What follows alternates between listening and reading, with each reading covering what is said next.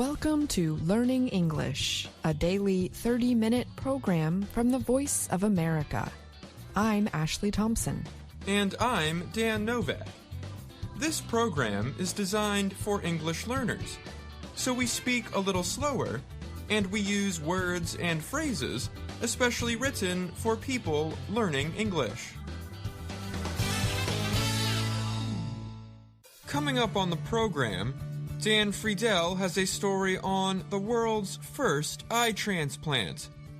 Gregory Stockel reports on a body of water in Hawaii that mysteriously turned pink. Andrew Smith and Faith Perlow have this week's health and lifestyle report on the increase of ketamine prescriptions. Later, Andrew and Jill Robbins present the lesson of the day. But first, a hospital in New York City recently said it had successfully performed the world's first eye transplant, and the patient is doing well.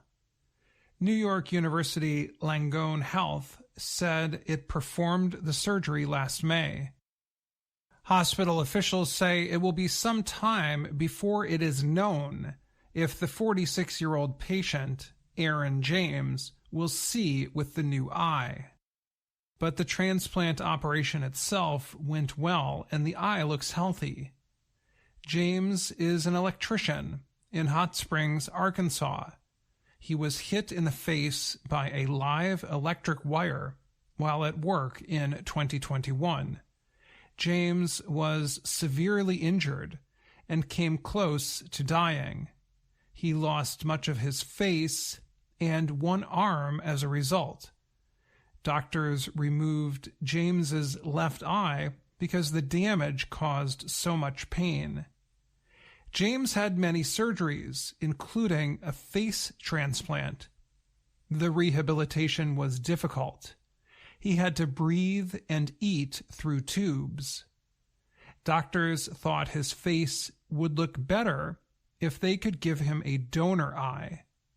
James says he cannot blink his eyelid, and he is not able to move the eye, but he said it feels good. "I'm getting sensation now," James said, adding, "You've got to start somewhere." He hopes doctors will learn something from his operation that can help the next person. Eye operations that include transplants of the cornea, the clear tissue in front of the eye, are common.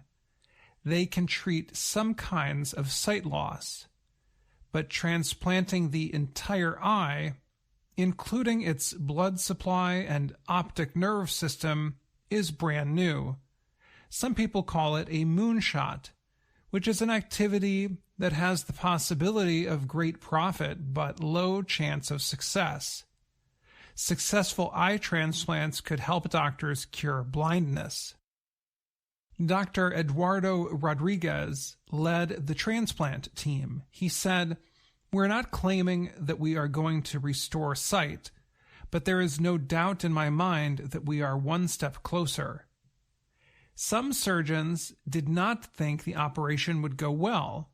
They worried the new eye would lose its fluid and look like a dried grape or raisin.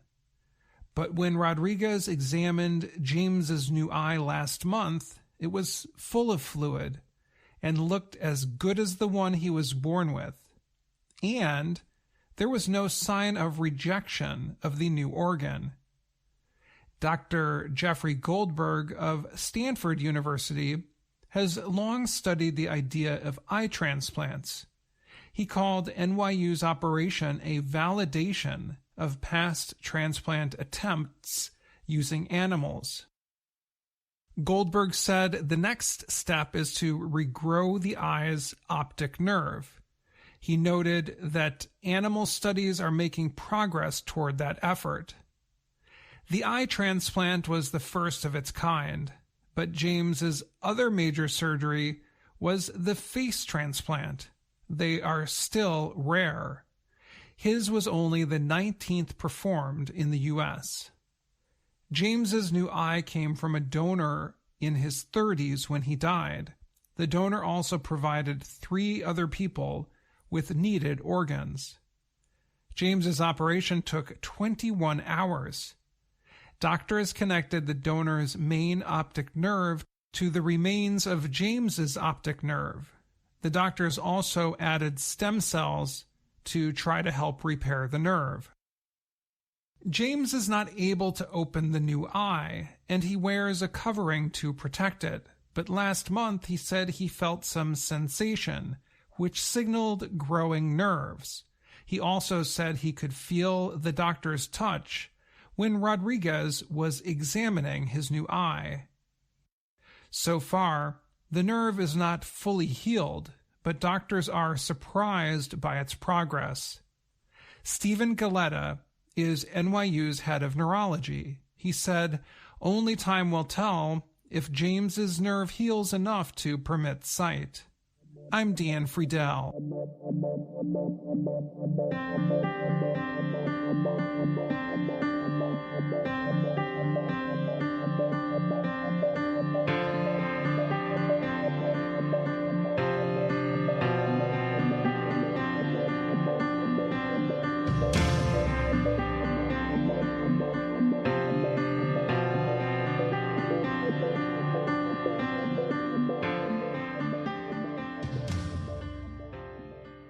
A small body of water in Hawaii has turned such a bright pink it could have been used as a set for the movie Barbie.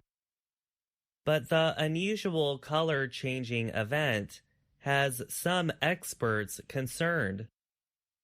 Scientists say extreme dry weather, or drought, may be the reason for the color. For now, they are warning people not to enter the body of water called a pond and not drink from it. Workers at the Kealia Pond National Wildlife Refuge on the island of Maui have been watching the pink water since October 30th. I just got a report from somebody that was walking on the beach, and they called me up like, "There's something weird going on over here," said Brett Wolf, who leads the refuge. Wolf was concerned the bright pink could be a sign of an event called an algae bloom. An algae bloom happens when simple plants called algae grow out of control and cause harmful effects on humans and animals. But lab tests found harmful algae was not causing the color. So investigators started looking at an organism called halobacteria as a possible cause. Halobacteria are a kind of single-celled organism that do well in bodies of water with high levels of salt.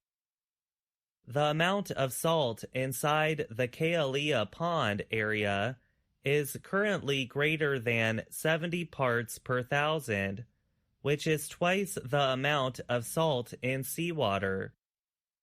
Wolf said the lab will need to perform DNA research in an effort to identify the organism.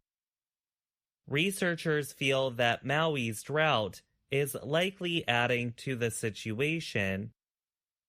Normally, another body of water called Waikapu Stream feeds into the pond and raises water levels there. But Wolf said that has not happened in a long time. When it rains, water flows from Waikapu Stream into the pond and then into the wider area that is now pink. This reduces the amount of salt and could possibly change the water's color. That might be what makes it go away, Wolf said. None of the workers, or even some volunteers who have been around for 70 years, have seen the pond this color before. It has been through periods of drought and has had high amounts of salt before. But Wolf is not sure why the color has changed now. Visitors have come to the area after photos of the pink pond appeared on social media. The wildlife area is a wetland that protects endangered birds like the Hawaiian stilt and the Hawaiian coot.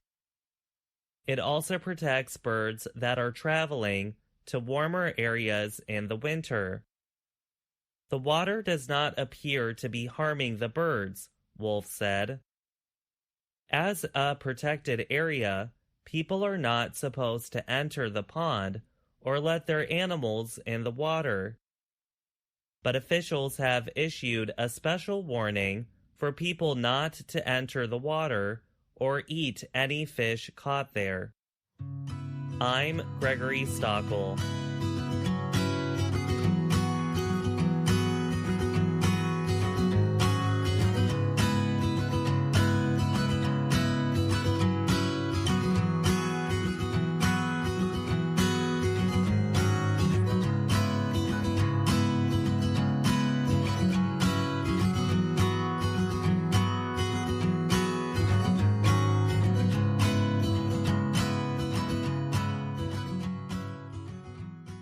As doctors in the United States reduce their use of opioid painkillers, another drug is becoming popular: ketamine. For more than 50 years, ketamine has been used as a painkiller for patients having surgery. Now, for-profit medical centers and online health services have increasingly used the drug as a treatment for pain, depression, anxiety, and other conditions. However, some experts worry about the increased use of the drug. They say there is not much research about how well the drug works to control pain. And they worry that, like opioids, too many patients may get prescriptions for it, even though the drug carries safety and abuse risks. Dr. Padma Gulur is a pain specialist at Duke University in the state of North Carolina. She is studying ketamine's use. She says there are few pain medicines that doctors can choose from. So, limited research showing possible benefits of ketamine can lead to a big increase in its use, she told the Associated Press. Gulur and her co-workers followed 300 patients receiving ketamine at Duke. They found that more than 1/3 of them reported important side effects that required professional help. These included hallucinations, troubling thoughts, and visual problems. Ketamine also did not reduce opioid prescriptions in the months following treatment, Gulur said. The research is under review for publication. Ketamine targets a brain chemical messenger called glutamate, which is thought to affect both pain and depression. A small amount of ketamine can produce strong effects on the brain, including hallucination. Daniel Bass lives in the state of Kentucky. He was given ketamine for pain related to a rare bone and joint disorder. He said the drug reduced his pain, but the visual effects of the drug were horrifying. The U.S. Food and Drug Administration, FDA, approved ketamine 50 years ago as a painkiller for patients having surgery. The drug can now be purchased cheaply and prescribed by most doctors and some healthcare workers like nurses with less training. Since 2017, prescriptions for ketamine have increased more than 500%. APEC Research, a medical data company, said. Pain was the top condition for which ketamine was prescribed, though depression has been rising quickly. Dr. David Majubi owns the Ketamine Healing Clinic in Los Angeles, California. He offers ketamine for several conditions, including pain, alcohol addiction, and anxiety. We want patients to disassociate or feel separate from their pain, depression, or anxiety, he said. If they feel like they're just sitting in the chair the whole time, we actually give them more. Doctors can buy ketamine for less than $100 per treatment. They then charge between $500 and $1,500 to inject patients with the drug. Online prescriptions have also become easier since COVID-19. So health centers face increasing competition from online health services like MindBloom and Joyous. These companies connect patients with doctors who can prescribe mixed versions of ketamine, like nasal spray and pills, remotely, and send it through the mail. In May, health officials tried to end the policy permitting online prescriptions of high-risk drugs like ketamine and opioids. But they agreed to extend the policy through 2024, after pushback from online health companies and doctors. Dr. Samuel Wilkinson is a Yale University psychiatrist who prescribes ketamine and other drugs for depression. He says the current rules for prescribing ketamine are not very strict. There's good things about that and not so good things about that, he said. Last month, the FDA warned doctors and patients against mixed versions of ketamine. The agency said it does not regulate what goes into the mixtures and cannot say if they are safe. The warning followed a similar one last year about nasal spray versions of ketamine. For now, experts say it is unlikely health officials will go beyond their recent warnings about mixtures of the drug. Dr. Caleb Alexander is a drug safety researcher at Johns Hopkins University.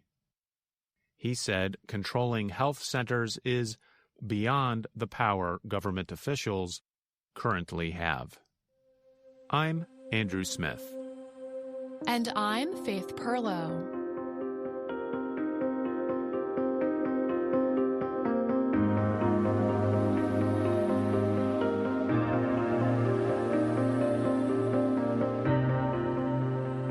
Faith Perlow joins me now to talk more about the story. Hi, Faith.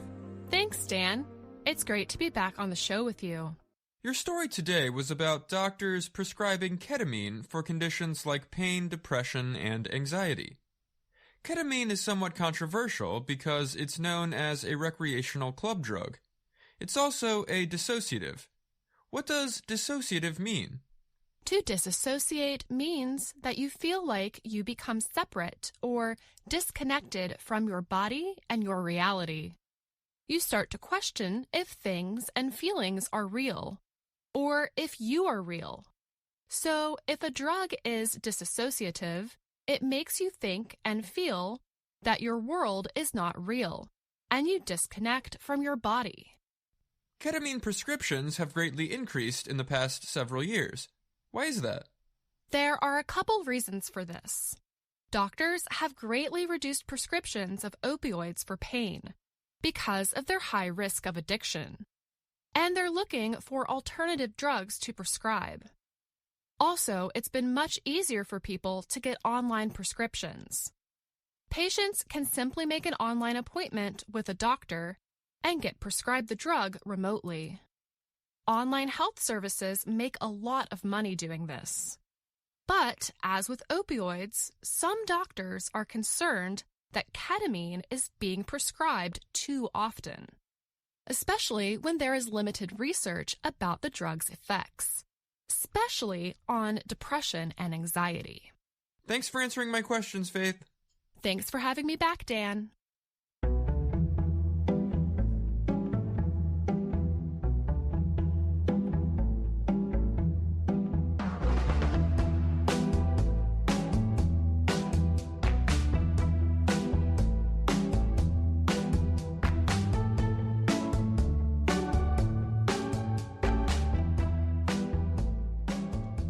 Hello, my name is Anna Mateo.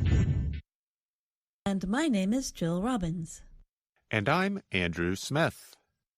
You're listening to the Lesson of the Day on the Learning English podcast. Welcome to the part of the show where we help you do more with our series, Let's Learn English. This series shows Anna Mateo in her work and life in Washington, D.C. In a recent Lesson of the Day podcast, we talked about Anna trying to be a genie. That's spelled G-E-N-I-E in Lesson 34 of the Let's Learn English series. A genie has special magical powers. Anna thinks these include the power to read people's minds. To read minds means to know what other people are thinking. We should add that in Let's Learn English, Anna meets a genie who does have some magical powers. But this genie only gives Anna some special genie clothes. She does not give Anna magical powers. Anna was dressing like a genie for Halloween, a popular tradition in the United States celebrated on October 31st. People dress as scary creatures such as monsters or ghosts, or as any other special thing or person. Anna discovers she is not very good at reading people's minds. So at first, she uses the word might because she is not sure. But when Anna says might, this makes people worry about what will happen to them in the future. Let's listen to this part of Lesson 34. Can you really read minds? I might. Well, today I will ask my girlfriend to marry me. What am I thinking? Wait. You are thinking you might have a wedding very soon. Might? She won't say no. Will she? No. She will say yes. I will have a wedding, won't I? You will. Thanks. I think. Good luck. Anna had to predict or say what she thinks will happen in the future. You know, Lesson 34 of Let's Learn English made me think about predictions and about chance, which means how likely it is something will or will not happen. And it reminded me of two conversations I recorded with Faith Perlow, who writes Ask a Teacher and Everyday Grammar articles on the Learning English website. Faith and I talked about making predictions. Did she try to read your mind? No, she's not a genie, but she is a teacher, and we made the recording to explain some expressions. Oh, now I'm curious. Let's hear it. Okay. Here's our first conversation. Hi, Andrew. Hi, Faith. So, Andrew, do you have any plans for the weekend? I do. I'm going to play tennis tomorrow. You are? I think it's supposed to rain. Really? I thought it was supposed to be good. Let me check my phone. Okay, so it says there's a 30% chance in the morning and 90% later in the day. Well, I play in the morning, so those are pretty good odds. Though the odds of me winning are not very good. Why? Are you playing with somebody really good? Yeah, he's good.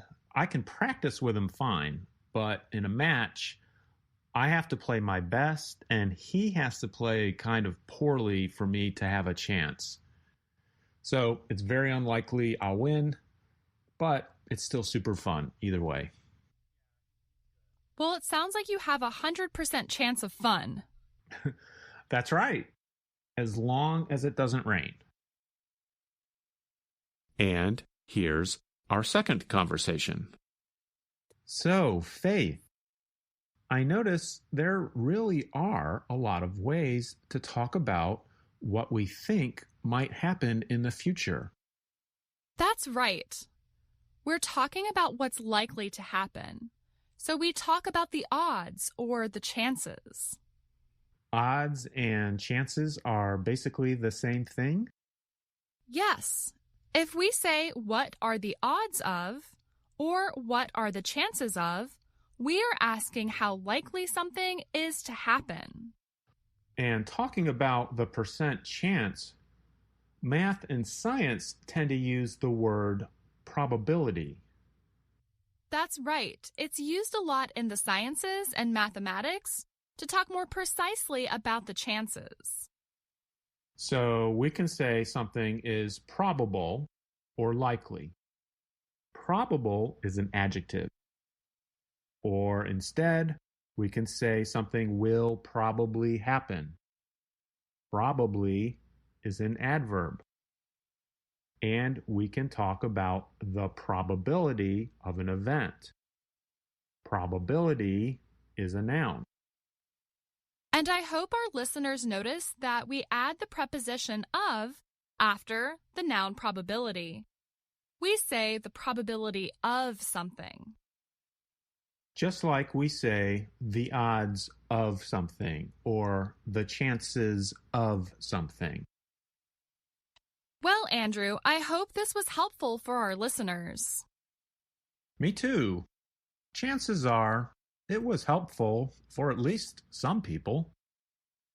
And what about your tennis game? How did it go? Well, I said I was unlikely to win, and that prediction was correct. But it was still super fun? It was. But winning might be even more fun. Ah, better luck next time. Thanks. Though I think I need more than luck. I need to practice.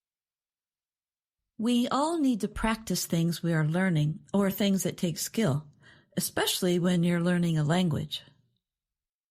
Right, like learning English. Yeah, and speaking of predictions, we can also talk about the word weather. You mean the rain? No, not that kind of weather, spelled W-E-A-T-H-E-R. I mean the other word, spelled W-H-E-T-H-E-R. Like when we want to know whether or not something will happen. Yes, and here's a good detail for people learning English to notice. It's more common to say the word if than whether. For example, we typically say, I want to know if it's going to rain. But we can use whether when we want to clearly state two or more different possibilities. For example, we might say, I need to know whether my car has a problem with its battery or with its engine.